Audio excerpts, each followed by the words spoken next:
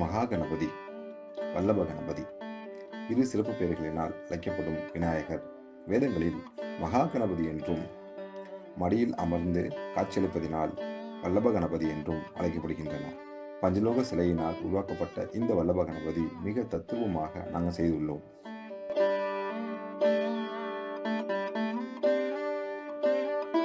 விநாயகரின் இடது மடியில் அமர்ந்து தனது இடது கையில் தாமரை மொட்டை ஏந்தியவாறு விநாயகரின் அருகில் ஒரே வார்ப்பில் நாங்கள் வார்த்து ஊத்திய இந்த வல்லப கணபதி மிகவும் சிறப்பு வாய்ந்தவை.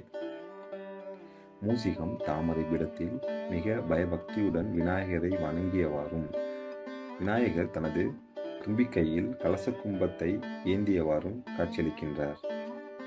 அகத்திக்கரையில் உள்ள அகத்திப்பூ வடிவத்தை கொண்டு மிக நேர்த்தியாக விநாயகரின் பின்பக்கத்தில் உள்ள திருவாசியை நாங்கள் வடிவமைத்துள்ளோம். அதை விநாயகரின் விக்கிரகத்தின் பின்பக்கம் சொருவி மாட்டி கழட்டுவது போன்று அமைத்துள்ளோம்.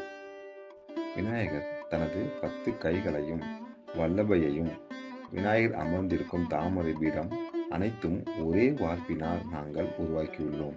பௌர்ணமி நிலவின் அழகை வல்லபை அம்பாளின் முகத்தில் நாங்கள் காட்டியுள்ளோம். வல்லபை அம்பாள் தனது வலது கையை விநாயகரின் இடுப்பில் பற்றியவாறு மிக நேர்த்தியாக நாங்கள் அந்த வேலைப்பாடை காட்டியுள்ளோம்.